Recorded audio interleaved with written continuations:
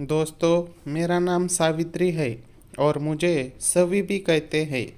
यह घटना संक्रांति से एक दिन पहले की है। उस दिन मैं अकेली थी क्योंकि मेरे पति ट्रक ड्राइवर थे और उन्हें काम से दूसरे शहर जाना पड़ता था। तो घर पर मेरे अलावा और कोई नहीं था क्योंकि हम यहाँ नए थे, तो हम किसी के बारे में ज़्यादा जानते नहीं थे। हमारे बगल में एक आंटी रहती थी। उनकी उम्र करीब 45 साल है। धीरे धीरे मेरी उनसे जान पहचान हो गई। मैं उनके घर जाती थी, हम बातें करते थे। पहली बार जब मेरी आंटी ने मुझे घर बुलाया तो उनके पति भी घर पर नहीं थे।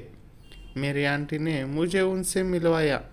मैंने उन्हें नमस्ते अंकल कहा और उनके पैर छूने के लिए नीचे झुक गई क्योंकि वे बूढ़े थे। रात्रि के दिन हम अपने पड़ोसियों के पैर में गिरते हैं। वे अंकल 50 साल के हो गए। उनके सिर पर बाल कम है, वे आगे से गंजे हैं, लेकिन उनका चेहरा मुस्कुराता है। उनका एक बेटा है। शादी के बाद से वे अपने पति के साथ दूसरे शहर में रहते हैं। वे वही काम करते हैं। वे कभी कभी यहाँ आ जाते हैं।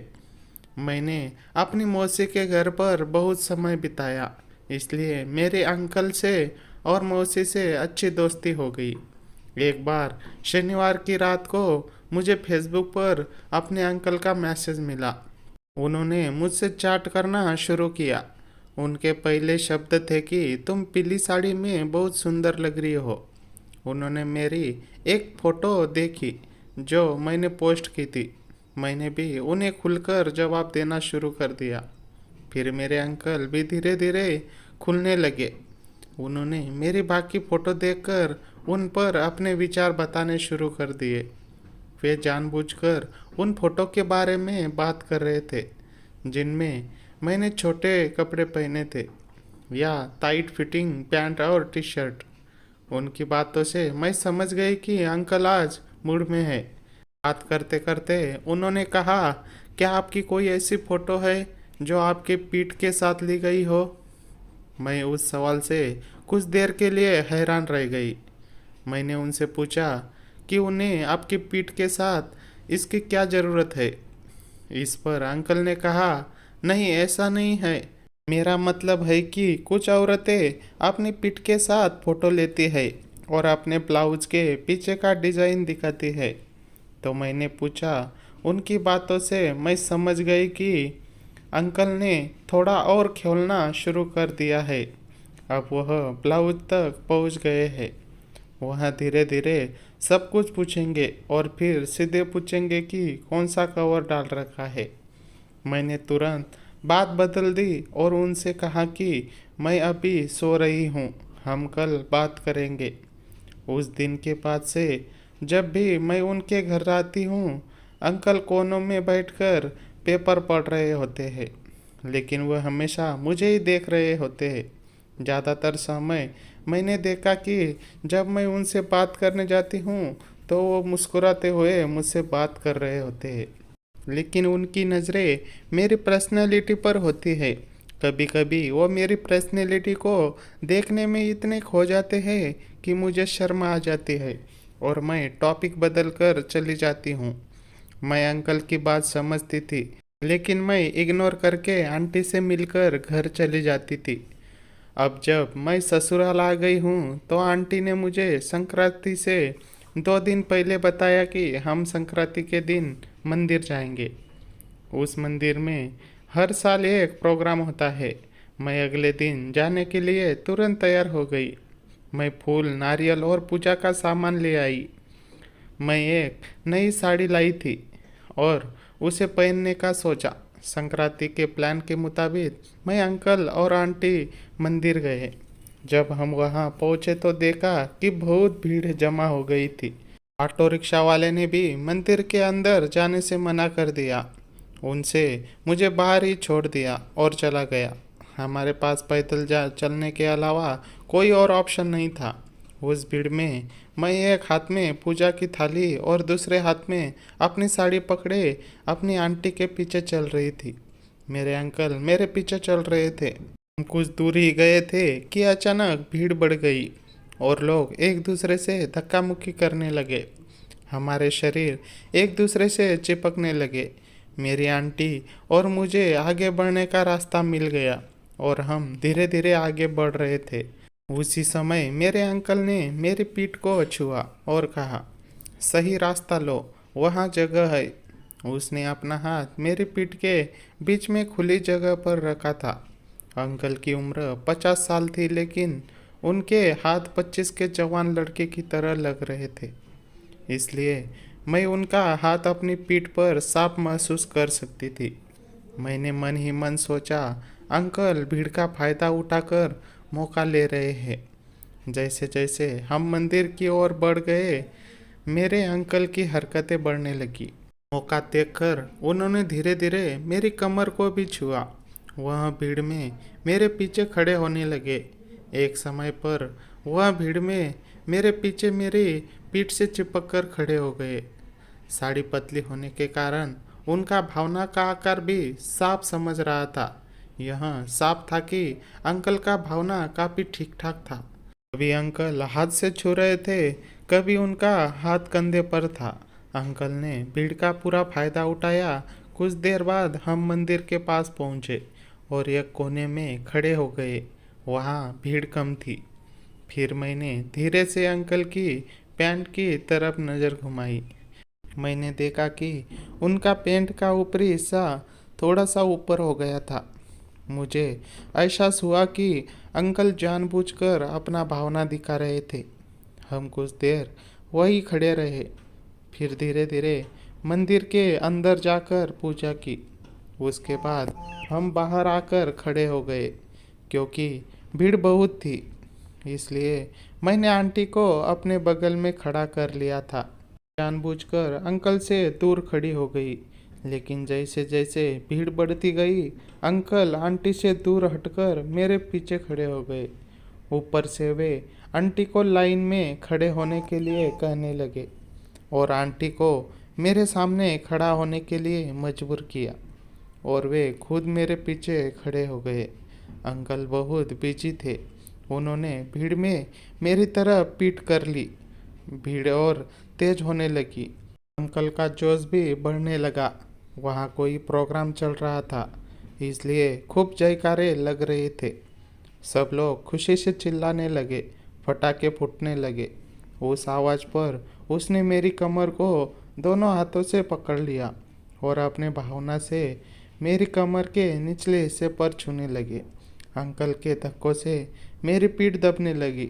अंकल क्या कर रहे हैं? मुझे कुछ समझ नहीं आ रहा था। जोरदार चायरिंग और शोर के बीच अंकल बार बार अपने भावना से मेरी पीठ पर मार रहे थे।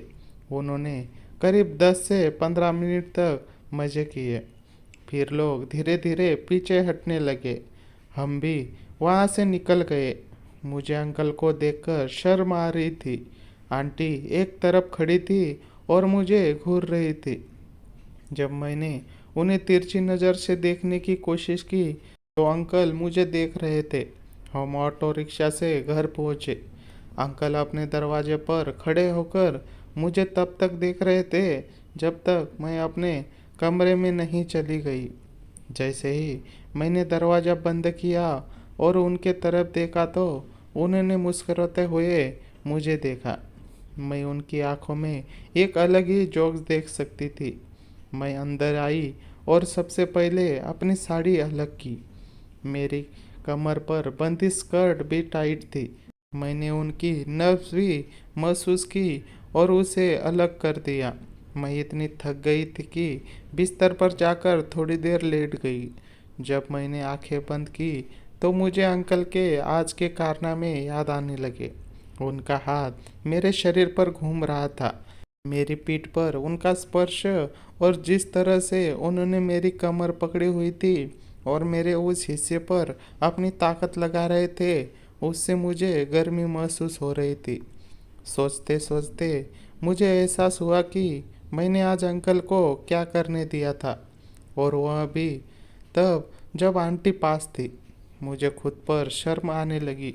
सोचते सोचते मेरा हाथ अपने आप नीचे चला गया और मैं ऊपर से अपने हाथों से उस खूबसूरत पल को महसूस करने लगी। मेरे हाथ जोर जोर से चलने लगे, मेरे मुंह से आवाज़ें आने लगी, मेरी सांसें तेज होने लगी। उनका स्पर्श मुझे पागल कर रहा था।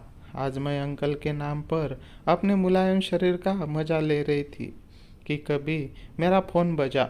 मैं चौंक गई और पास वाले बिस्तर पर रखा फ़ोन उठाया। देखा तो अंकल का मिस कॉल आया था। उसी समय अंकल ने मुझे व्हाट्सएप पर मैसेज किया था। अंकल ने पूछा था, सो गए?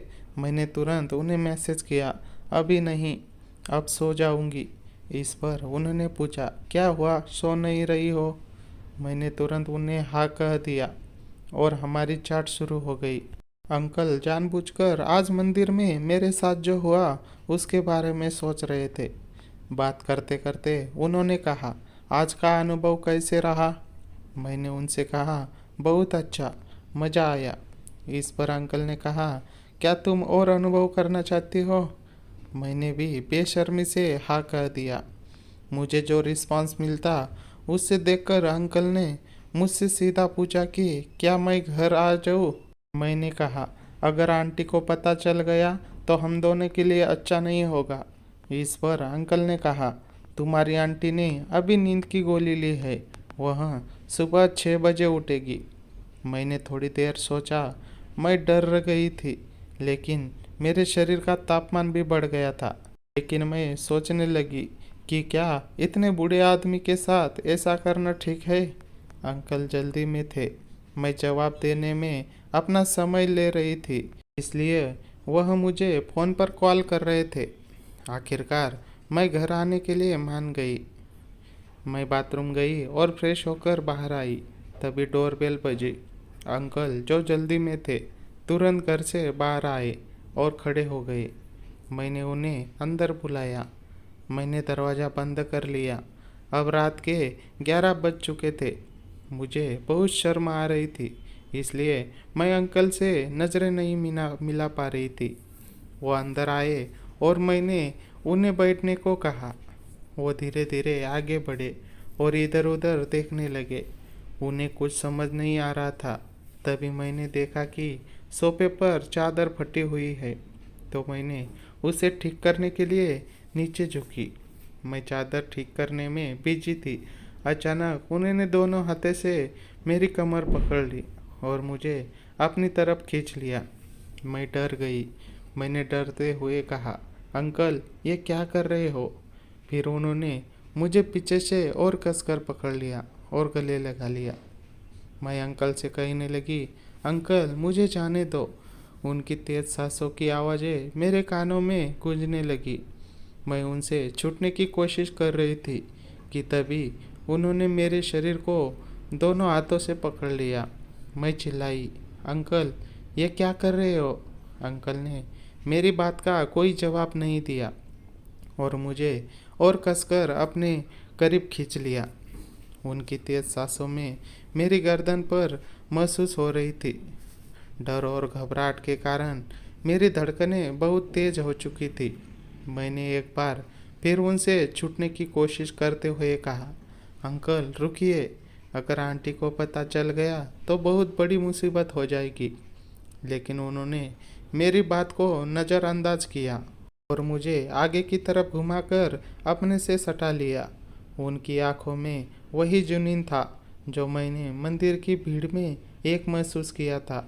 उन्होंने मुझे बेडरूम की तरफ बढ़ने का इशारा किया। बिस्तर पर पहुंचते ही माहौल और गंभीर हो गया। 50 साल की उम्र के होने के बावजूद उनकी हरकतें बहुत उतावली थी।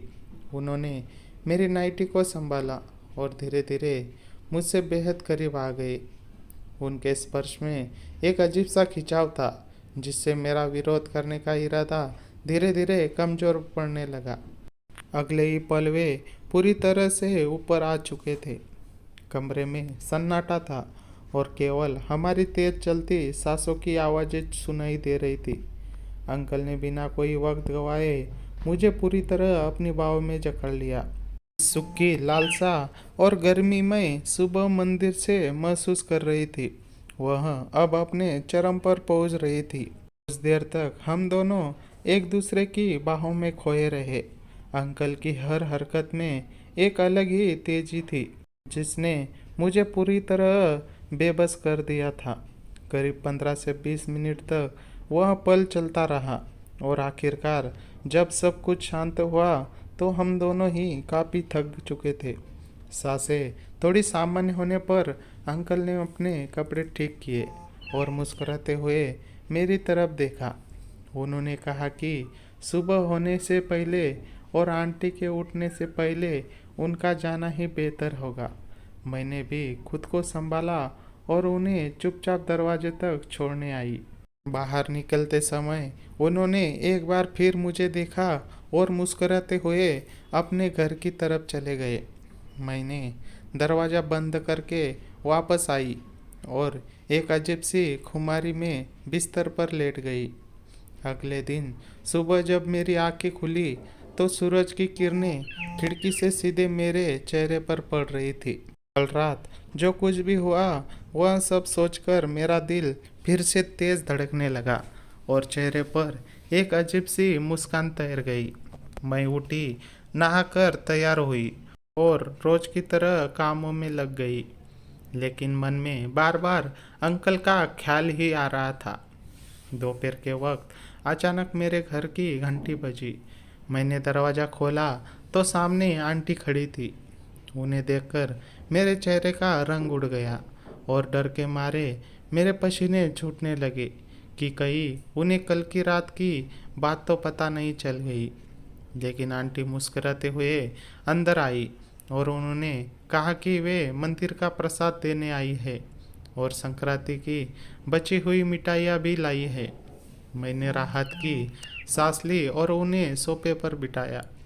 आंटी बात करने लगी और कहने लगी कि कल मंदिर में कितनी भीड़ थी और वे तो थककर इतनी गहरी नींद में सोई कि सुबह सुबह देर से उठी। उनकी बात सुनकर मुझे कल रात अंकल द्वारा दी गई नींद की गोली वाली बात याद आ गई और मैं मन ही मन मुस्कराने लगी। तभी पीछे से अंकल भी घर के अंदर दाखिल हुए। उन्होंने सफ़ेद कुर्ता पैजामा पहना हुआ था और उनके चेहरे पर वही जानी पहचानी मुस्कान थी।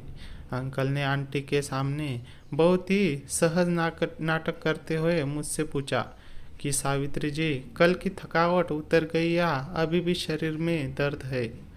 उनके इस दोहरे अर्थ वाले सवाल को समझकर मेरी रंगत बदल गई और मैं शर्माकर नजरें नीचे कर ली। आंटी बेखबर होकर कहने लगी कि हाँ, कल भीड़ बहुत थी। बेचारी सावित्री भी बहुत परेशान हो गई थी। जब आंटी किचन की तरफ पानी लेने गई तो अंकल तुरंत मेरे पास आए और चुपके से मेरी हथेली को दबाते हुए फुसफुसाए कि आज रात फिर इंतजार करूँगा। उनका यहाँ छुपकर किया गया स्पर्श मेरे पूरे शरीर में फिर से वही सिरहन पैदा कर गया। मैंने धीरे से उन्हें देखने की कोशिश की तो उनकी आंखों में कल रात वाला ही जुनून चमक रहा था।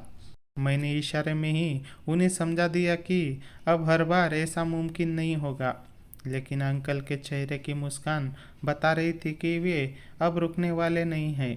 आंटी के वापस आने पर अंकल बिल्कुल सामान्य होकर बैठ गए। चाय नाश्ता करके दोनों अपने घर चले गए। उनके जाने के बाद मैं खिड़की के पास खड़ी होकर सोचने लगी कि एक तरफ डर था कि यह रिश्ता समाज और आंटी के भरोसे के खिलाफ है, लेकिन दूसरी तरफ अंकल का वह साहसी स्पर्श जो कल रात का मज़ा मुझे बार बार खींच रहा था। अब मैं खुद भी समझ नहीं पा रही थी कि मुझे इस रास्ते पर आगे बढ़ना चाहिए या ब्रेक लगा देना चाहिए। पर दिल के किसी कोने में मुझे अगली रात का बेसब्री से इंतज़ार भी होने लगा था। रात ढलते ही मेरा दिल अजीब सी बेचैनी से धड़कने लगा। आंटी के सोने के बाद करीब 11:30 बजे अंकल का दोबारा मैसेज आया, दरवाज़ा खोलो। मेरी धड़कनें तेज हो गई। डर और उत्सुकता के बीच मैंने बिना कोई आवाज़ किए धीरे से मुख्य दरवाज़ा खोल दिया। अंकल तुरंत अंदर आए और इस बात पर बिना किसी हिचकिचाहट के उन्होंने सीधे मुझे अपनी बाहों में भर लिया। मैंने उन्हें रोकने की कोशिश करते हुए दबी आवाज़ में कहा, अंकल, हर रोज़ यह सही नहीं है। पकड़े गए तो बहुत तमाशा होगा। लेकिन उन्होंने मेरी बात को अनसुना कर दिया और मुझे अपने और करीब खींच लिया। उनकी इस बेबाकी ने मेरे मन की बची कुची झिझक को भी खत्म कर दिया। वे मुझे सीधे बेडरूम में ले गए। उस रात मोहाल में कोई औपचारिकता नहीं थी। कल रात की पहचान और मंदिर के उस छुपे अनुभव ने हमारे बीच में सारे पर्दे हटा दिए थे। अंकल का हर स्पर्श अंदाज बेहद हावी और उतावला था, जबकि मैं पूरी तरह उनके उस जुनून के सामने समर्पित हो चुकी थी। लगभग आधे घंटे तक कमरे में केवल हमारी सांकली सांसों और सन्नाटे की आवाज़ थी। सब कुछ शांत होने के बाद अंकल ने राहत की सांस ली और कुछ देर मेरे पास लेटे रहे। उन्होंने धीरे से कहा कि यह रात सिर्फ हम दोनों के बीच ही रहेगा। सुबह की पहले किरण फूटने से पहले वे चुपचाप अपने घर लौट गए। सुबह उठकर जब मैंने खुद को शीशे में देखा तो मुझे एहसास हुआ कि मैं एक ऐसे मोड़ पर आ खड़ी हुई हूँ जहाँ से पीछे लौटना आसान नहीं था। एक तरफ आंटी का मासूम विश्वास था और दूसरी तरफ यह गुप्त आकर्षण जिसने मुझे पूरी तरह अपनी गिरात में ले लिया था। अगल बगल की जिंदगी और इस छुपक छुपा खेल में सब कुछ ठीक चल रहा था, लेकिन अगले हफ्ते अचानक दोपहर में मेरे पति बिना बताए काम से घर लौट आए। उन्हें देखकर मेरे हाथ पर फूल गए, लेकिन असली भूचाल आना तो अभी बाकी था। पति के आने की कुछ देर ही बाद आंटी भागती हुई मेरे घर आई। उनके चेहरे पर बहुत तनाव था और उन्होंने मुझसे कहा कि उनके पति यानी अंकल का फ़ोन घर पर गायब है और वे काफ़ी देर से कहीं बाहर गए हैं। मैंने आंटी को शांत कराने की कोशिश की।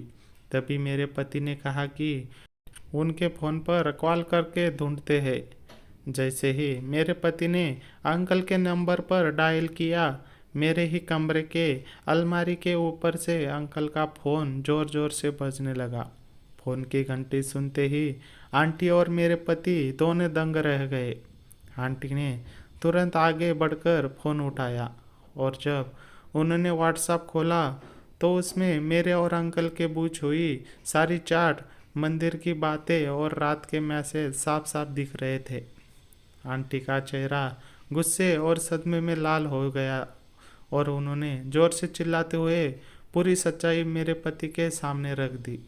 लेकिन तभी सबसे बड़ा ट्विस्ट आया, जब मेरे पति ने कोई गुस्सा दिखाने के बजाय आंटी की तरफ देखा और बेहद ठंडे दिमाग से हंसते हुए बोले कि मुझे तो यह सब पहले से पता था। यह सुनते ही मेरे और आंटी दोनों के होश उड़ गए।